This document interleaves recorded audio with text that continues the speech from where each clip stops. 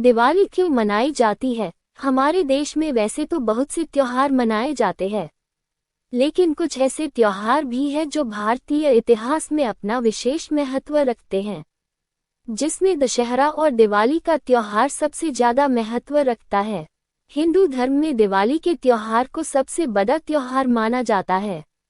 दिवाली को कई नामों से जाना जाता है, जैसे दीपावली, दिवाली और दीपावली रोशनी का त्योहार भी माना जाता है। दीपावली का पर्व भारत देश में बहुत धूमधाम से मनाया जाता है। दिवाली का त्योहार दशहरा के बाद में आता है। दिवाली एक ऐसा त्योहार है जिसमें लोग अपने घरों को पूरी तरह से मिट्टी के दिए जलाकर सजाते हैं और पटाखों को चलाकर इस त्योहार को मनाते हैं। दिवाली का त्योहार खुशियों का त्योहार माना जाता है। 2023 में दिवाली कब है? 2023 में दीपावली 12 नवंबर को रविवार के दिन है। दिवाली क्यों मनाई जाती है? दिवाली को मनाने के पीछे बहुत सी पौराणिक कथाएं जुड़ी हुई है। दिवाली का त्योहार बुराई पर अच्छाई की जीत का भी पर्व माना जाता है। हिंदू धर्म का ये सबसे बड़ा पर्व है। आगे आपको दिवाली से जुड़े सभी कथाओं के बारे में पता लग जाएगा। तो चलिए जान लेते हैं आखिर दिवाली क्यों मनाते हैं। दिवाली का त्योहार भगवान राम की अयोध्या वापसी। जैसा कि आप सभी को पता है कि भगवान श्री राम को 14 वर्ष का वनवास हुआ था। भगवान श्री राम को 14 वर्षों का वनवास दासी मंथराकर द्वारा माता कैकेयी के कान भरने के कारण हुआ था। माता कैकेयी ने मंथरा की बातों को मानकर अपने पति दशरथ से 3 वचन मांगे, जिसमें भगवान श्री राम को 14 वर्षों का वनवास दिया जाए, भरत को राजा बनाया जाए, भगवान श्री राम को 14 तक वनवास में अज्ञातवास में रहे। इन्हीं 3 वचनों को मानकर भगवान श्री राम अपनी पत्नी सीता मां के साथ में वनवास चल दिए। तभी उनके भाई लक्ष्मण भी चलने की जिद की, तब भगवान श्री राम ने उनके चलने की आज्ञा दे दी। इस तरह से वो तीनों 14 वर्षों के वनवास पर चले गए और जंगल में जाकर एक कुटिया बनाकर रहने लगे। तभी सूर्पनखा नाम की राक्षसी उनके पास आती है और उनसे विवाह करने के लिए कहती है, लेकिन भगवान श्री राम ने मना कर दिया। उनके मना करने के बाद भी वह जिद करने लगी और माता सीता को मारने के का प्रयास किया। तभी लक्ष्मण को गुस्सा आ गया और उस सूर्पनखा की नाक काट दी। जब सूर्पनखा घर वापस लंका पहुंची तो रावण ने इस बात का बदला लेने की प्रतिज्ञा ली। उसके बाद माता सीता का अपहरण करके लंका ले आता है। जब भगवान श्री राम को इस बात की खबर लगती है, तब भगवान श्री राम और उनके भाई लक्ष्मण दोनों माता सीता की तलाश जंगल में करने लगते हैं। कुछ दिनों तक तलाश करते करते वानर राज सुग्रीव तक पहुंच जाते हैं और सुग्रीव से मदद के लिए कहते हैं, तो वह अपनी पूरी वानर सेना के साथ में माता सीता का पता लगाने लगते हैं। तभी पंछीराज ने बताया कि माता सीता को रावण ले गया है।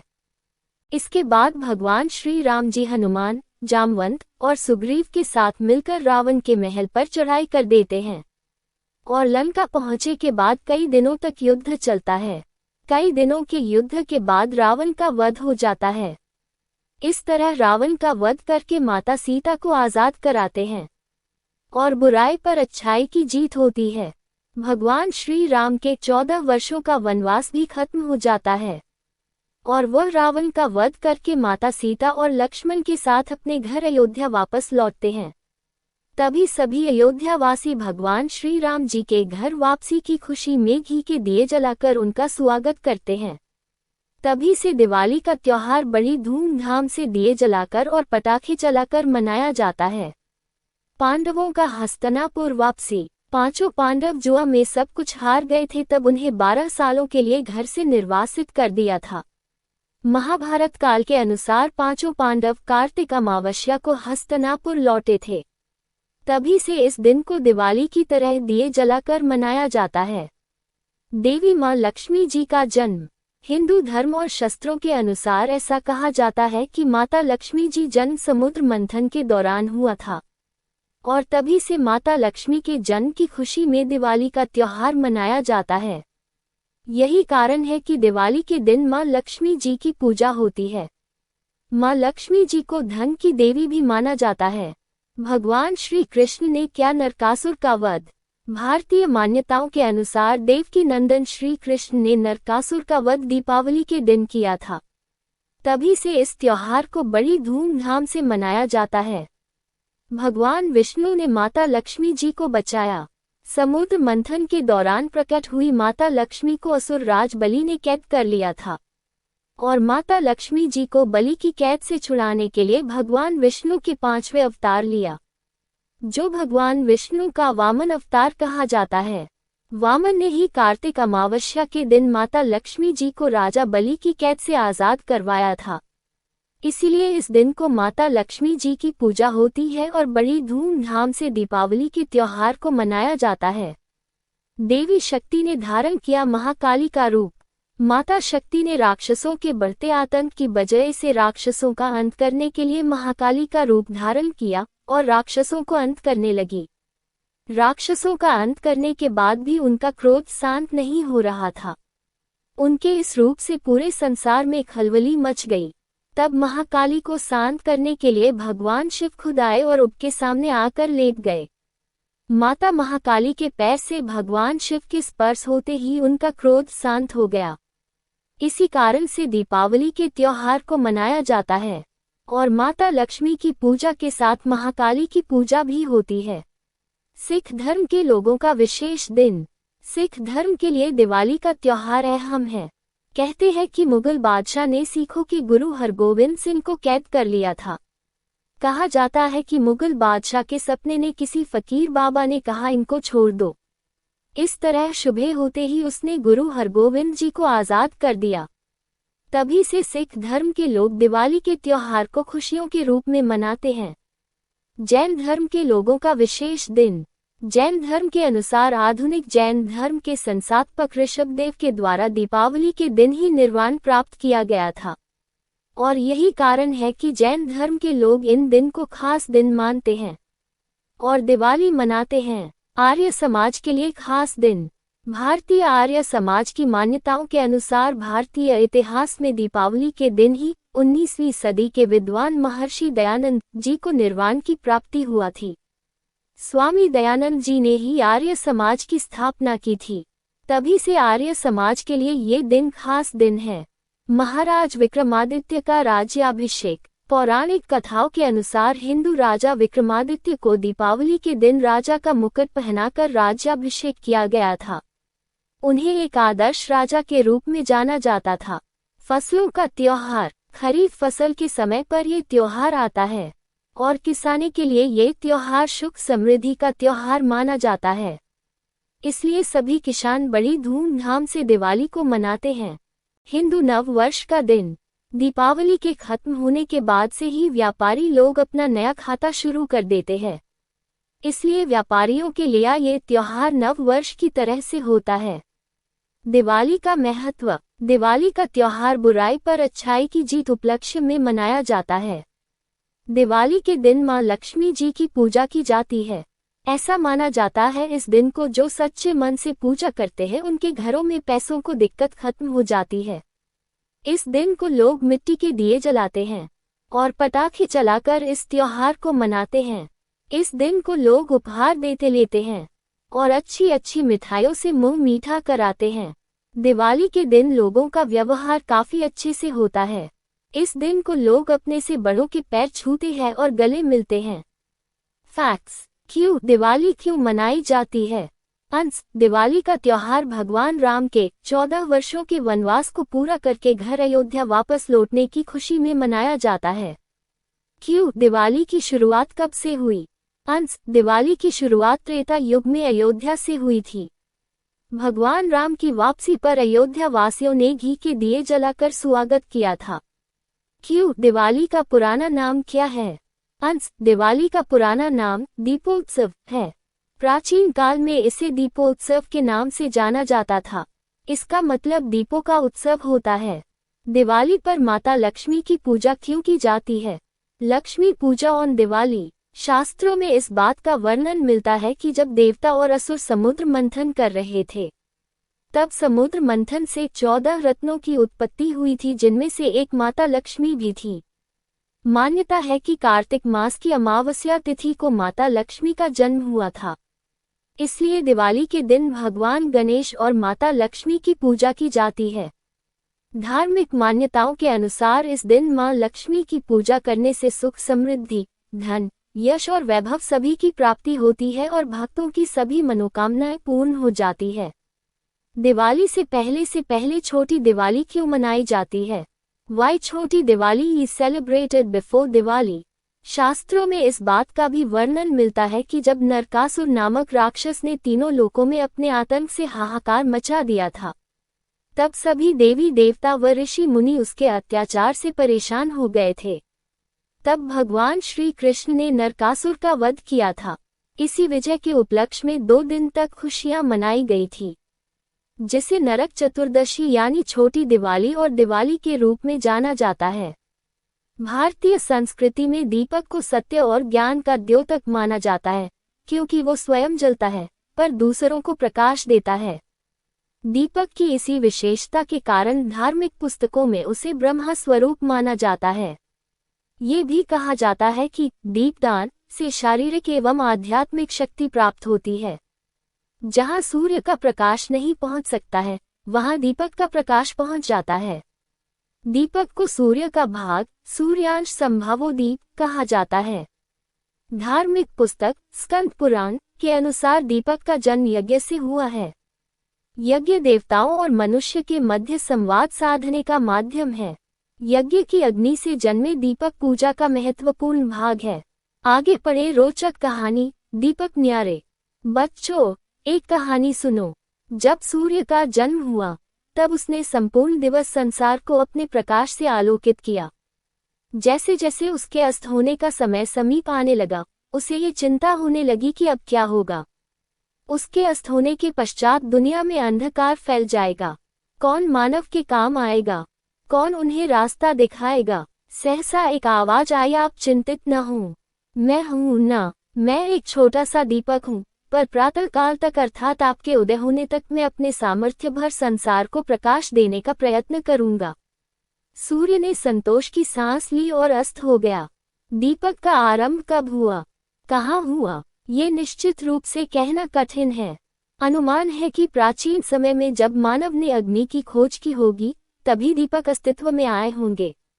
आरंभ में घास फूस को बांधकर जलाया गया और प्रकाश प्राप्त किया गया। आग जल जाती थी तो जली हुई रखी जाती। मशाल के रूप में ये दीपक थे, जो प्रकाश देते थे। पत्थर के युग में मानव ने प्रथमतः खोखले पत्थरों को दीपक की भांति उपयोग में लाना आरंभ किया। वृक्षों की पतली नर्म छाल को रस्सी की भांति बंटकर बाती बनाई जाती। फिर मानव ने पत्थर और पत्थर की चट्टानों को खोदकर दिए बनाना आरंभ किया। गुफाओं में मूर्तियां एवं चित्र बनाने की प्रक्रिया में पत्थर के ये दीपक सहायक सिद्ध हुए। भारत में अजंता, एलोरा तथा अन्य स्थानों पर गुफाओं में कला के अद्वितीय प्रदर्शन में पत्थर के दिए काम आए। फ्रांस में विजेरेक नदी के किनारे की गुफाओं में पत्थर के दिए प्राप्त हुए हैं। पत्थर के दियों के पश्चात सीप और शंख अस्तित्व में आए। दीपक का आकार बदलता रहा। वृक्ष की छाल बत्ती बनाकर प्रकाश देने का काम करती रही। धीरे धीरे मानव ने मिट्टी के दीपक बनाना सीख लिया। धीरे धीरे जैतून, सरसों और शीशम का तेल उपयोग में लाया जाने लगा। सत्य तो ये है कि आज भी सर्वाधिक मिट्टी के दीपक ही प्रचलित हैं। दीपक की यात्रा की अगली मंजिल थी धातु की खोज। सोना, चांदी, तांबा, पीतल आदि धातुओं को पिघलाकर विभिन्न आकारों के दीपक बनाए जाने लगे। छोटे से छोटे और बड़े से बड़े 6-7 फुट ऊंचे दीपक तैयार किए जाने लगे। उन्हें संभालने के लिए पीतल की मूठ लगाई जाती थी। उस काल में बिजली नहीं थी। समृद्ध परिवारों में उपयोग किए जाने के लिए झाड़ फानूस तैयार हुए, जिनमें एक साथ कई दीपक और मोमबत्तियां जलकर दिन के प्रकाश जैसा प्रकाश देते थे। धार्मिक स्थानों में भी फानूस लगाए जाते थे। सुंदर नक्काशी वाले दीपक मंदिरों की छत में लगाए जाते थे। द्वार पर हाथी और शेरों की आकृति वाले दीपक दक्षिण भारत के मंदिरों में आज भी देखने को मिल जाते हैं। प्राचीन धार्मिक ग्रंथों में विभिन्न प्रकार के दियों का उल्लेख मिलता है। महाभारत में रात्रि के समय जब घटोत्कच से युद्ध हुआ तो दुर्योधन ने सैनिकों को हाथों में जलते हुए दीपक रखने का निर्देश दिया था। मथुरा, पाटलिपुत्र, पटना, टैक्सिला, तक्षशिला, पाकिस्तान में अवंतिका, उज्जैन आदि में खुदाई के दौरान मिट्टी के दीपक प्राप्त हुए थे। टैक्सिला के दीपक कलाकारी के उत्तम नमूने थे। उनमें विशेष बात यह थी कि दीपक का निचला भाग ठंडा रखने के लिए उनमें पानी भरने का स्थान होता था। हड़प्पा संस्कृति के दीपक बलोचिस्तान में माल नामी स्थान से प्राप्त हुए। वो मिट्टी से बने चौकोर दीपक थे। उनके चारों कोनों में बत्तियां रखने का स्थान था। मोहनजोदड़ो में पाए गए दीपक गोलाकार थे। वहां मार्ग के दोनों ओर लगाए जाने वाले दीपक भी प्राप्त हुए थे। भारत में यूनान देश के दीपकों से प्रभावित होकर नाव के आकार के दीपक भी बनाए गए। प्याले के आकार के दीपक तो 5वीं शताब्दी से पूर्व तक बनने लगे थे। इनके अतिरिक्त मंदिर में आरती के समय उपयोग में आने वाले पंचमुखी और सप्तमुखी दीपक भी प्रचलन में थे। पूजा के समय दीपक अर्चना दीप कहलाते थे। शयन कक्ष में निशी दीपक प्रयुक्त होते थे। बंदरगाहों में मार्ग दिखाने वाले आकाशदीप नाम से जाने जाते थे। पेड़ों पर लटकाए जाने वाले दीपकों का वृक्ष दीप नाम था। इनमें अनेक टहनियां होती थीं। प्रत्येक टहनी पर दीपक और ऊपर भाग में किसी देवी देवता की मूर्ति केवल सिर होता था। घर के त्योहारों में आटे के दीपक काम में लाए जाते थे। दूसरों की भलाई के लिए काम में लाए जाने वाले नंदादीप कहलाते थे। कलहन की राजतरंगिनी में धनिकों के घरों में मोती माणिक के दीपक मणिदीप इस्तेमाल किए जाते थे। सुंदर स्त्रियों के रूप में दीपांगना अथवा दीपलक्ष्मी ऐश्वर्य को दर्शाते थे। भारत के विभिन्न राज्यों के दीपक अपनी अलग पहचान रखते हैं, जैसे व्याघ्र दीप ओडिशा, राजलक्ष्मी दीप बंगला, मयूर दीप राजस्थान, कनक दीप बिहार, नागदीप महाराष्ट्र बहुत प्रसिद्ध हैं। भारत में पुणे महाराष्ट्र का केलकर संग्रहालय और ग्वालियर मध्य प्रदेश का प्रिंस ऑफ वेल्स म्यूजियम अपने दीपक संग्रह के लिए प्रसिद्ध है। महात्मा बुद्ध की माता श्री मायादेवी के शयन कक्ष में रखा रहने वाला लकड़ी के खंभे पर गांधार शैली में बना हुआ दीपक भारत का सबसे बड़ा दीपक है। मिस्र देश के सम्राट क्लोरस के महल में एक इतना बड़ा दीपक था जिसका प्रकाश 200 मील तक जाता था। रोम के एक मकबरे समाधि से एक ऐसा दीपक प्राप्त हुआ जो 2000 वर्षों से जल रहा था। मिस्र के पिरामिडों, रोम और ब्राजील के मकबरों, मेक्सिको की घाटियों, मेसोपोटामिया की पुरानी कब्रों के भीतर से जलते हुए दीपक प्राप्त हुए थे। कब्रों में मृत शरीरों के साथ जलते हुए दीपक रखे जाने के पीछे ये श्रद्धाभाव था कि मृत्यु के पश्चात आत्मा को अंधेरे में भटकना न पड़े। उस काल में ऐसे प्रतिभाशाली रासायनिक वैज्ञानिक मौजूद थे जिन्होंने बिना ऑक्सीजन, बिना तेल के जलने वाले दीपक बनाए, जो वर्षों तक जलते रहे। आधुनिक वैज्ञानिक ये मानते हैं कि सोडियम, एंटीमनी, सोना, पारा, प्लेटिनम और गंधक मिलाकर वो रसायन तैयार किया जाता था। ऑक्सफोर्ड यूनिवर्सिटी के कुछ वैज्ञानिकों ने इस संबंध में कई प्रयोग किए। उन्होंने मिथाइल अल्कोहल और फास्फोरस सल्फाइड का मिश्रण तैयार करके दीपक में भरा, पर दीपक 3 महीने से अधिक न जल सका। उनके समस्त प्रयोग निष्फल हुए। अब कुछ और आश्चर्यजनक दीपों की कहानियां सुनिए। 1804 में इटली के सिसिली टापू के एक गांव में एक किसान के खेत में एक मकबरा मिला। मकबरे की छत और द्वार सीसा एवं अन्य धातुओं के मिश्रण से बंद किया हुआ था। जब छत तोड़ी गई तो सब ये देखकर स्तंभित रह गए कि मकबरा रोशन था। लाश के सिरहाने एक मर्तबान में रखा हुआ दीपक जल रहा था। कई लोग तो इसे भूतों की कारस्तानी समझकर भाग खड़े हुए। किसी ने साहस करके मर्तबान तोड़ डाला। मर्तबान के टूटते ही दीपक बुझ गया।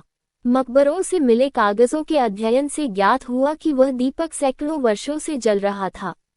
इतिहासकार विलियम कामडेल ने मेसोपोटामिया के एक मकबरे में पाए जाने वाले प्रज्वलित दीपक संबंधी जानकारी देते हुए लिखा, उस दीपक में तेल के स्थान पर पिघला हुआ सोना भरा था। इससे ये निष्कर्ष निकला कि प्राचीन काल के रसायन शास्त्री सोने को एक ऐसे मिश्रण में परिवर्तित करने की कला से परिचित थे जो वर्षों तक दीपक को प्रज्वलित रख सकता था। इतिहासकार लायंस बैन ने अपनी पुस्तक मेक्सिको की संस्कृति में देवी के एक मंदिर में पाए जाने वाले दीपक के बारे में लिखा है, वह दीपक मिट्टी का बना हुआ था जो आपस में जुड़े हुए 2 बर्तनों में बंद था। एक बर्तन पर सोने की तो दूसरे पर चांदी की परत चढ़ी हुई थी। तेल के स्थान पर एक अपरिचित मिश्रण भरा हुआ था। उन बर्तनों पर लिखी हुई जानकारी से ज्ञात हुआ कि किसी राजा ने देवी आगस्टा को वो दीपक श्रद्धास्वरूप पेश किया था और जो वर्षों से रोशन था। सेंट ऑगस्टाइन ने सौंदर्य की देवी वीनस के मंदिर में जलने वाले दीपक का उल्लेख किया है, जो न जाने कितने हजार वर्षों से जल रहा था।